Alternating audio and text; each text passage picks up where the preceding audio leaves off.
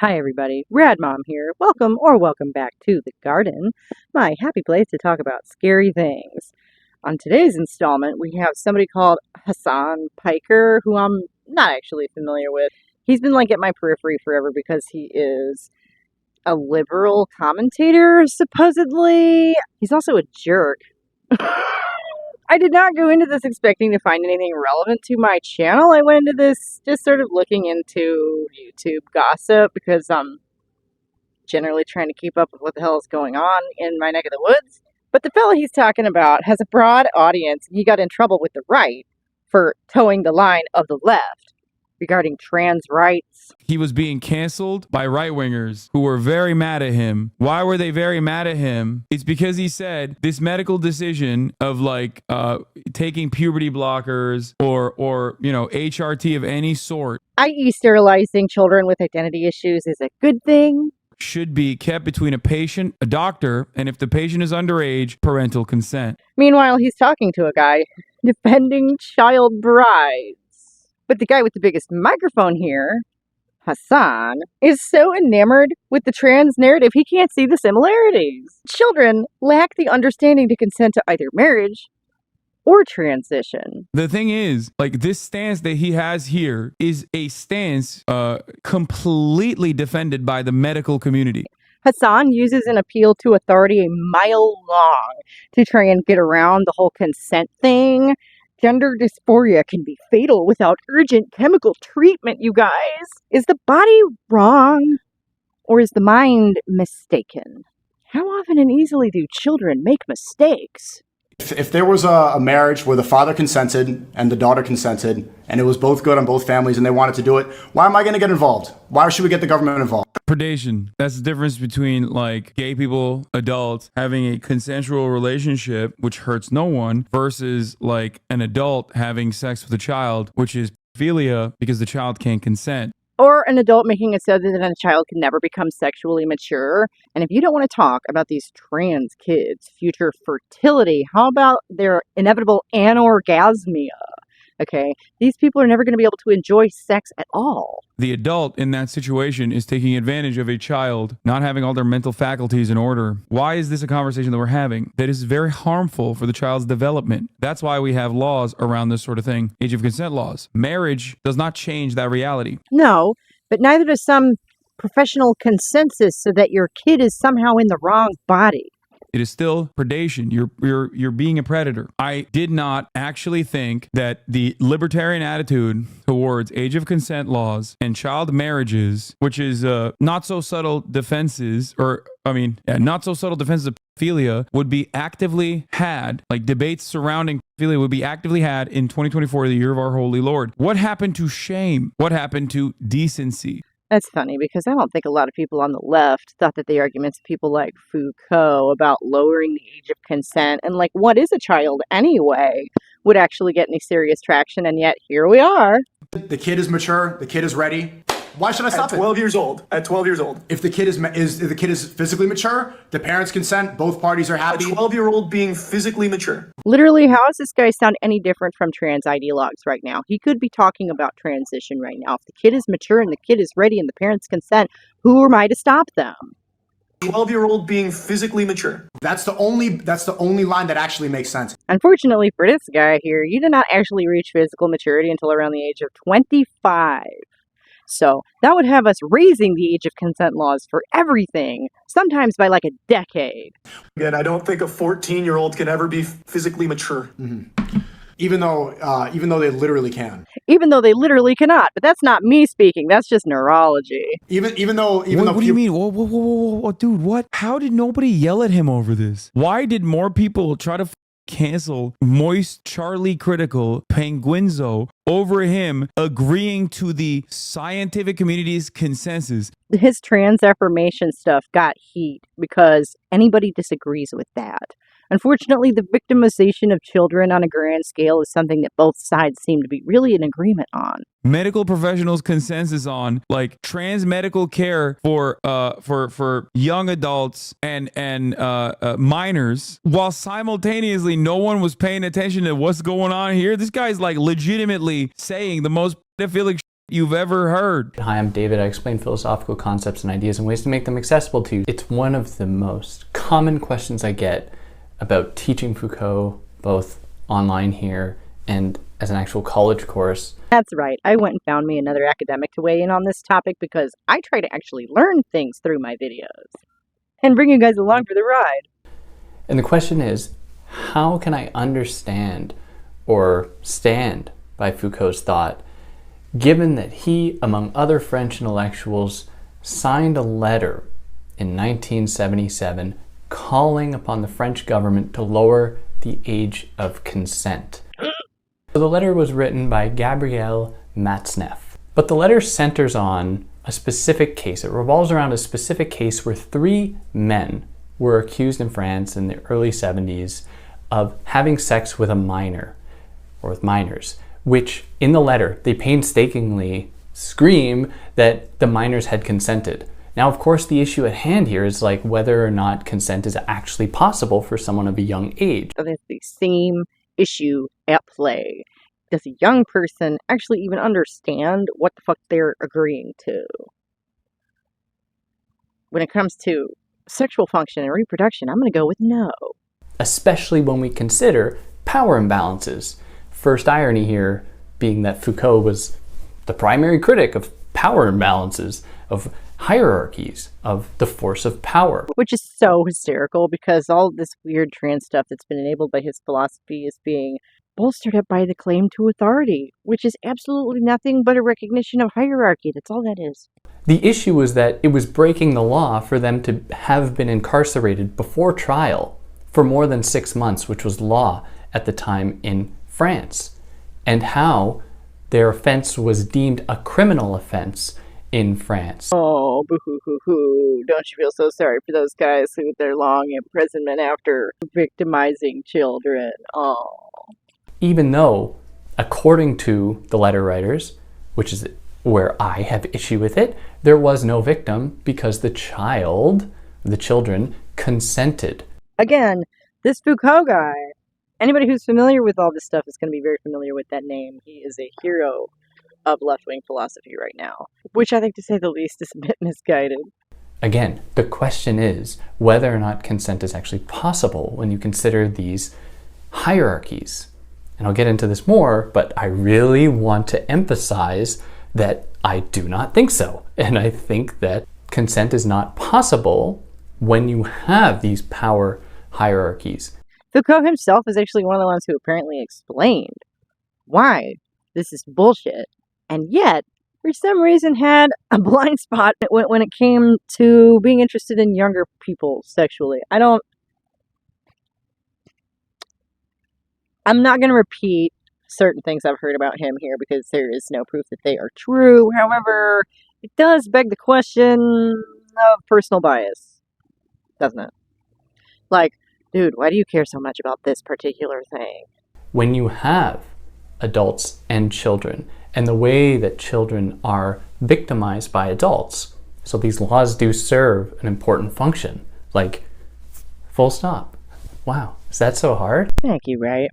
That he focuses on sexuality instead of something like the age of voting, for example, which I think is an important conversation we need to have, where we just treat children as these lifeless, unknowing, irresponsible entities instead of like treating them like autonomous, intelligent beings that can have a political voice.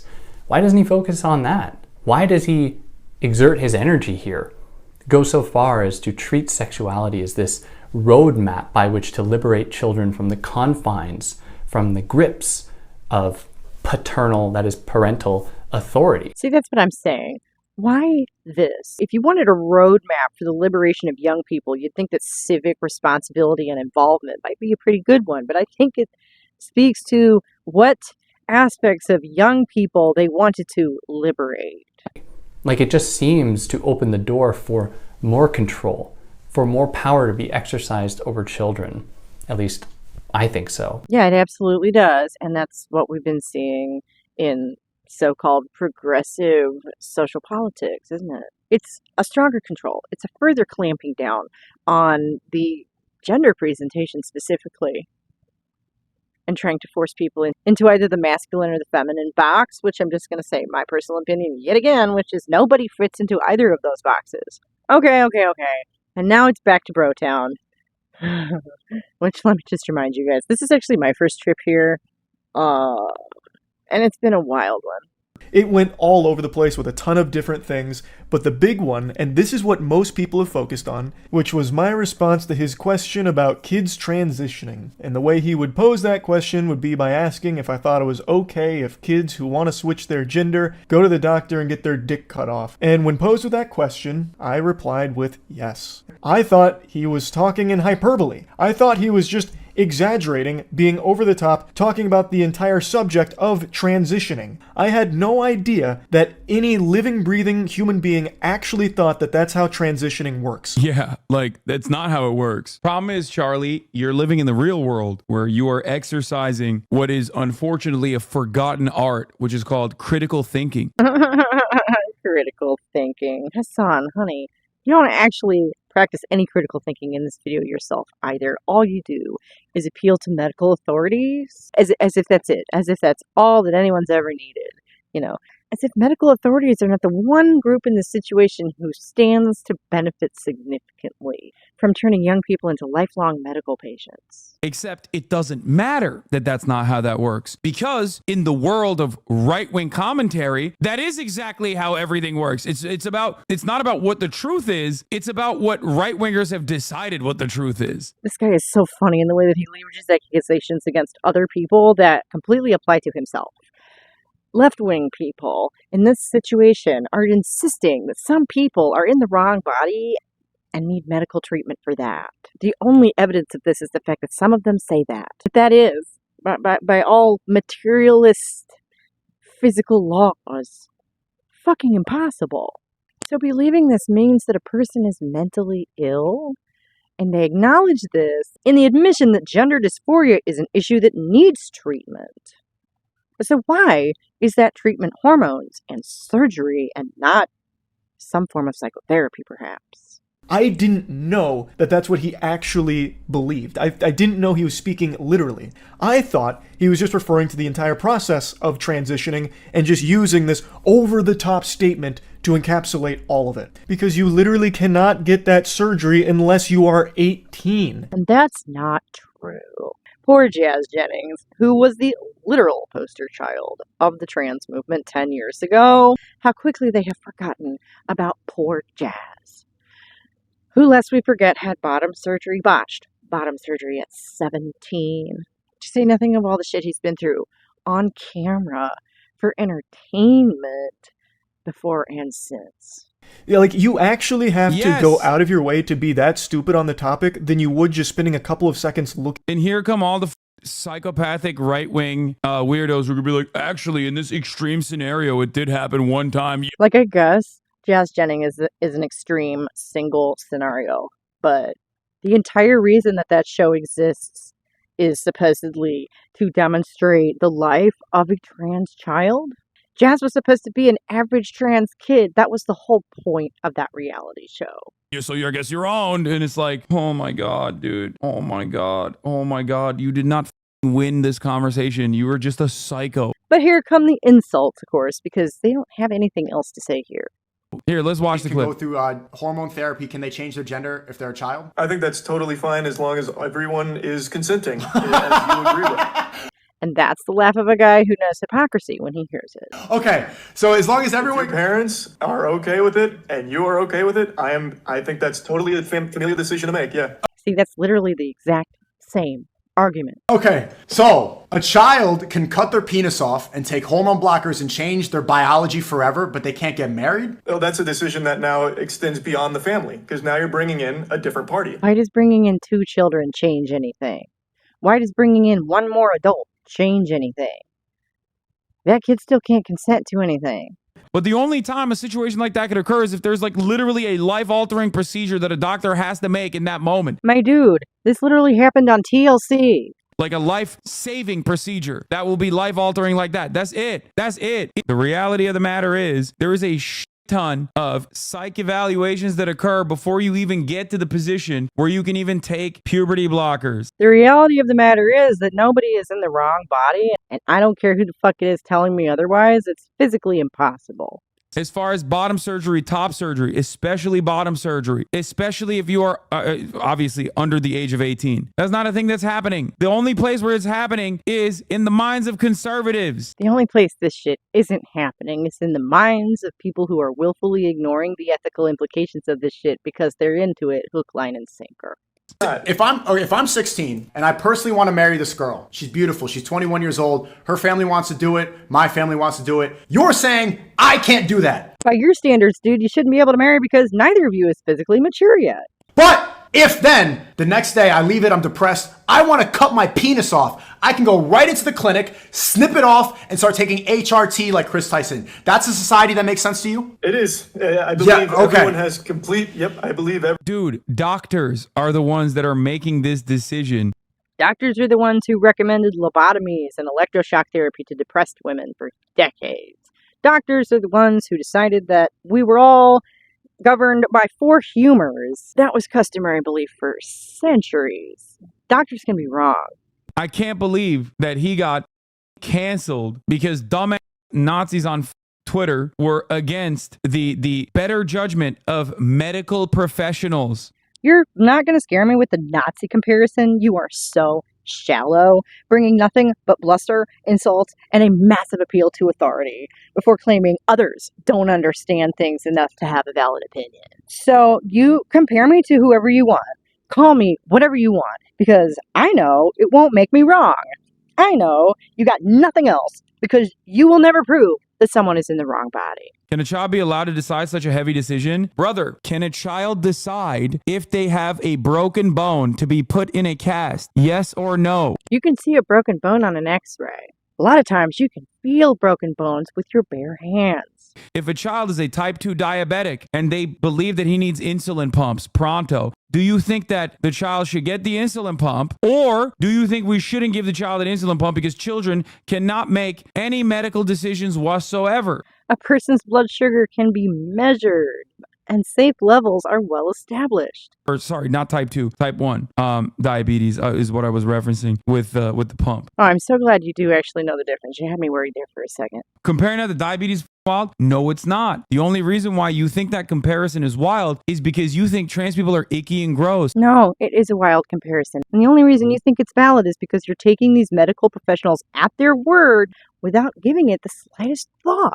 And you don't consider this to be a medical decision that medical licensed professionals who have studied the matter extensively. No, I don't consider it to be a valid medical decision, but that's not because I think trans people are icky. It's because I have pretty good reason to believe that nobody is in the wrong body. Have decided is the best pathway forward, but instead it's just like weird. It's weird. I don't fully understand it. Once again, because I disagree with you, I can't understand properly. I don't think you understand properly.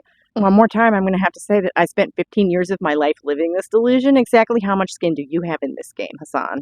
Like gender dysphoria, okay, as a medical issue has been extensively studied. What kind of medical issue is gender dysphoria, though? Is it really like diabetes? Because diabetes can be measured.